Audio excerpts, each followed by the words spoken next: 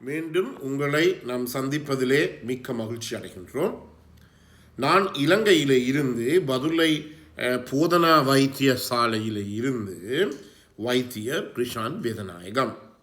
இன்று நாங்கள் பெண்களுக்குரிய பகுதிகளை பார்க்க போகிறோம். அதாவது ஃபீமேல் செக்ஷுவல் டிஸ்ஃபங்க்ஷன், பெண்களுக்கு எவ்வாறு மென் செக்ஷுவல் டிஸ்ஃபங்க்ஷன் இருக்கின்றதோ அதே போல இன்று பார்க்க போகிற விடயம் என்னவென்றால், பெண்களுக்கு ஏற்படுகின்ற பாலியல் சம்பந்தமான பிரச்சனைகள். அடுத்ததாக, ஏன் பெண்களோ மனைவிமாரோ விரைவிலே தூண்டப்படுவதில்லை, ஏன் மனைவிமார் தங்களுடைய கணவர் மேலே திருப்திப்படுத்துவதில்லை, அதற்குரிய காரணங்களை பற்றி நாங்கள் பார்க்க இருக்கின்றோம். எனவே இந்த நிகழ்ச்சி உங்களுக்கு பிடித்திருந்தால் மறக்காமல் யூடியூப்பிலே பார்ப்பவர்கள் லைக் பண்ணுங்கள், ஷேர் பண்ணுங்கள், அல்லது மணி சின்னத்தை அல்லது பெல் சைனை அமுழ்த்தி சப்ஸ்கிரைப் பண்ணுங்கள். டிக்டாக்கிலும் இன்ஸ்டாகிராமிலும் பார்ப்பவர்கள் ஃபாலோ அப் பண்ணுங்கள். உங்களுடைய உறவினர்கள் நண்பர்களுக்கு இந்த நிகழ்ச்சியை நீங்கள் அறிமுகப்படுத்த தவற வேண்டாம். இன்னொரு அதாவது என்னோட நேரடியாக தொடர்பு கொள்ள விரும்பினால் வெளியூர் நண்பர்கள் இமோ ஊடாக, வாட்ஸ்அப்பின் ஊடாக 0094777356245 மூலம் தொடர்பு கொள்ள முடியும். உள்ளூர் நண்பர்கள் 077756245 மூலம் தொடர்பு கொள்ள முடியும். அதாவது இந்த பெண்களுக்குரிய இந்த ஃபீமேல் செக்ஷுவல் டிஸ்ஃபங்க்ஷன் என்று சொல்லப்படுவதன் வரவினக்களம் என்னவென்றால், தொடர்ச்சியாக இந்த ஒரு பெண் தன்னுடைய கணவருடனோ அல்லது தன்னுடைய ஆண் துணையுடனோ பாலியல் உறவை வைத்துக் கொள்ளுகின்ற போது அந்த செக்ஷுவல் ரெஸ்பான்ஸ் சைக்கிள் என்று சொல்லுவோம். அதை பற்றி நான் பிறகு வருகிறேன். அதாவது நீங்கள் நிற்கலாம், நேரடியாக போய் ஒரு பொண்ணுடன் செக்ஸ் பண்ணினால் அவ்வளோ முடிஞ்சது. அது ஒரு 5 வகையான ஒரு சைக்கிள், ஒரு வட்டம் மாறி போய்கொண்டிருக்கிறார். எனவே இந்த செக்ஷுவல் ரெஸ்பான்ஸ் சைக்கிளிலே ஏதாவது ஒரு பிரச்சனை அல்லது அந்த அந்த சைக்கிளில் இருக்கின்ற ஒரு நிலையை அடைவதற்கு அந்த பெண்ணுக்கு பிரச்சனை இருக்குமாக இருந்தால், நல்ல தமிழிலே சொல்வதாக இருந்தால், அதாவது ஒரு பெண்ணாலே உச்சக்கட்டத்தையோ அல்லது உச்சக்கட்டத்துக்கு முதல் இருக்கிற நிலையை அடைய முடியவில்லை, அல்லது ஒரு பெண் செக்ஸ் பண்ணுகின்ற போது பாலியல் உரை வைத்துக் கொள்கின்ற போது அவருடைய யோனி பக்கத்திலே போதுமான அளவு சுரப்புகள் செக்ரீஷன்ஸ் வரவில்லை. இவற்றுக்கு ஏன் காரணம்? இதுதான் அந்த செக்ஷுவல் டிஸ்ஃபங்க்ஷன் என்று சொல்லுவோம். அவ்வாறு இந்த சுரப்புகள் யோனி பக்கத்திலே சுரக்கப்படாவிட்டால் அவருக்கு தாங்க முடியாத வலி நோய் ஏற்படும். அந்த வலி நோயானது என்ன செய்கிறதுனா, மீண்டும் ஒரு எதிர்மறையான மாற்றத்தை, ஃபீட்பேக், நெகட்டிவ் ஃபீட்பேக் இன்ஹிபிஷன் என்று சொல்லுவோம், எதிர்மறையான மாற்றத்தை ஏற்படுத்தி அந்த பெண் பிறகு என்ன செய்கிறார், அந்த பாலியல் உறவை வெறுக்கிறார். எனக்கு விருப்பம் இல்லை கணவனுடன் பாலியல் உறவை வைத்துக் கொள்ள என்று ஒரு நிலைமைக்கு அந்த பெண் என்ன செய்கிறார், வருகிறார். இது முக்கியமான ஒரு நிலைமையாக இருக்கின்றது. எனவே இதை நீங்கள் கவனித்துக் கொள்ளவும். அதான் நாங்கள் சொல்லுவோம் என்றால், persistent problem during any phase of the sexual response cycle that causes distress or relationship difficulty என்று சொல்லுவோம். அதான் இதுதான் அங்கே இருக்கின்ற பிறகு அந்த செக்ஸ் ரெஸ்பான்ஸ் சைக்கிளிலே முக்கியமாக ஒரு பிரச்சனை ஏற்படுகிறது. முக்கியமாக இந்த பெண்கள் ஒன்றை கவனித்துக் கொள்ள வேண்டும். செக்ஸ் அவசியமா இல்லையா? முக்கியமாக அவசியம். ஏன், எங்களுடைய மனித குலத்தை, மனித ஜாதியை இந்த உலகத்திலே இருந்து அகற்றாமல் இருப்பதற்கு இந்த செக்ஸ் அவசியம். உங்களுக்கு தெரியும், ஜப்பானிலே இப்போது ஜப்பான் மக்களுடைய சனத்தொகை மிக விரைவாக குறைந்து கொண்டு வருகிறது. ஏனென்றால் அங்கு இருக்கின்ற ஆண்களோ பெண்களோ உரிய மனிதருடன் தொடர்பு கொள்ளாமல் அவர்கள் இயந்திர மனிதன், ரோபோவுடன் தங்களுடைய பாலியல் உறவை வைத்துக் கொள்வதாகவும், எனவே ஜப்பானியர்களுடைய தொகையானது, அதாவது இனத்தினுடைய அளவானது மிக விரைவாக குறைவதாக தரவுகளும் பிரச்சனைகளும் காட்டுகிறது. எனவே sex drive is not about individual survival but survival of species. வடிவாக சொல்லப்படுகிறது. ஒருவர் செக்ஸ் என்று சொல்லிக்கொள்ளும் போது என்னுடைய கணவனுக்கோ என்னுடைய ஆண் துணைக்கோ ஒரு செக்ஸ்லேயே ஒரு விசர் இருக்கிறது, பேய் இருக்கிறது என்று யோசிக்கக்கூடாது.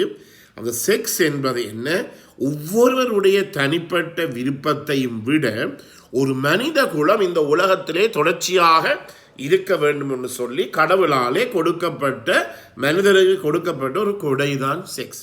எனவே இதுதான் முக்கியமாக சில பெண்கள் எங்களிடம் கூட்டிக் கொண்டு வருகிறார்கள். கணவன் என்னுடைய மனைவிக்கு பாலியல் திருமணம் முடித்த நாளிலே இருந்து பாலியல் உறவு கொள்ள விரும்பவில்லை என்றுதான் சொல்லுவார்கள். இப்போ நாங்கள் அவர்களுக்கு வடிவாக விளங்கப்படுத்தி சொல்லுவோம், இந்த பாலியல் செக்ஸ் என்பது ஒரு சாதாரண நிலைமை. உங்களுக்கு தெரியும், இந்த நிகழ்ச்சியை நான் நடத்தி கொண்டிருக்கின்ற போது சில பேருக்கு பிடிக்காது. என்ன டாக்டர் இதையே காய்த்து கொண்டிருக்கிறார், நோயாளிக்கு மருந்து செய்யதை விட இது முக்கியமான ஒரு மனிதனுடைய தேவை, இதை உணர்ந்து கொள்ளுங்கள். எனவே ஒருவர் மட்டும்தான் அந்த இன்பத்தை அல்லது இருவர் மட்டும்தான் அந்த செக்ஸ் பண்ணுகின்ற போது இன்பத்தை அனுபவிப்பதை விட எங்களுடைய அதாவது எங்களுடைய பரம்பரையோ எங்களுடைய இனமோ மனித ஜாதியோ தொடர்ச்சியாக இந்த உலகத்திலே வாழ வேண்டும் என்று சொல்லி கடவுளாலே கொடுக்கப்பட்ட கொடை தான் இந்த செக்ஸ். எனவே என்னிடம் வருகின்ற சில பெண்களுக்கு நான் முதலிலே என்ன ஒரு மருந்தை பற்றி கலைக்காமல் முதலிலே சொல்லுகின்ற ஒரு விடயமாக இருப்பது இது விடயம், கடவுள் தருகின்ற கொடை. அவருடைய என்ன சமயத்தை தேர்ந்தவர்களோ அந்த சமயத்துடைய கடவுளை சொல்லி கடவுள் தருகின்ற கொடை என்பதை முதலிலே நீங்கள் உணர்ந்து கொள்ளுங்கள். இந்த செக்ஸ் என்பது ஒரு பாவம் இல்லை, முக்கியமாக கவனித்துக் கொள்ளுங்கள், இது ஒரு பாவம் இல்லை. அடுத்ததாக இந்த செக்ஸை எப்படி நாங்கள் மேற்கொள்வது, செக்ஷுவல் எக்ஸ்பிரஷன், அதாவது அதை எப்படி நாங்கள் வெளிப்படுத்துவது. உங்களுக்கு தெரியும், ஒவ்வொரு நாகரிகத்துக்கும் ஒவ்வொரு விதமான வகைகள் இருக்கின்றது. வெளிநாட்டவர்கள் வெளிநாட்டு பெண்கள் கொஞ்சம் மேலதிகமாக கொஞ்சம் கூடுதலாக போய் சொல்லுவார்கள். எங்களுடைய நாட்டு பெண்கள் அவ்வாறு தங்களுடைய செக்ஸ் தனக்கு இப்போது எனக்கு பாலியல் உறவு வைத்துக் கொள்ள வேண்டும் என்று சொல்லி நேரடியாக போய் கணவனுடனோ தன்னுடைய ஆண் துணையினோ சொல்லப் போவது இல்லை.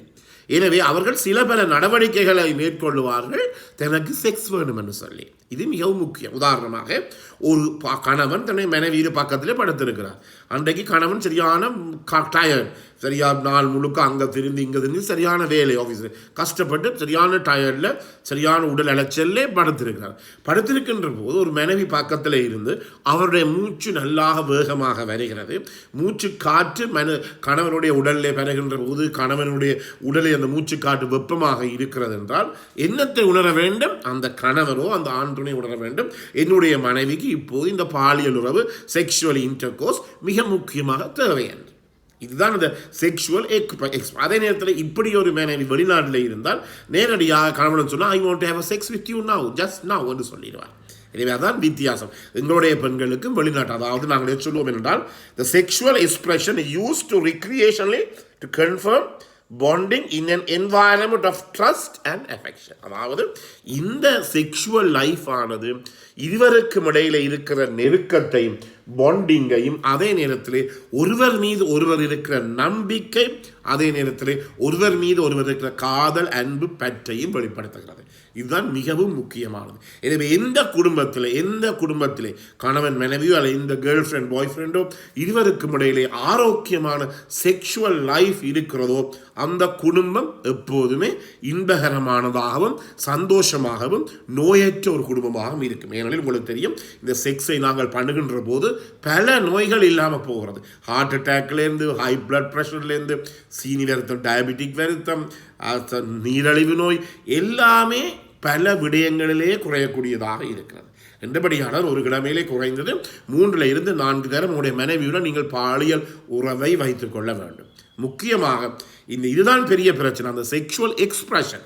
அதாவது எனக்கு இன்றைக்கு செக்ஸ் வேணும் என்று சொல்லி எங்களுடைய மனைவி எங்களுடைய பெண் துணைகள் நேரடியாக வாயத்திறந்து சொல்ல போவதில்லை. பல தரப்பட்ட சில அறிகுறிகளை அவர்கள் வெளிப்படுத்துகிறார்கள்.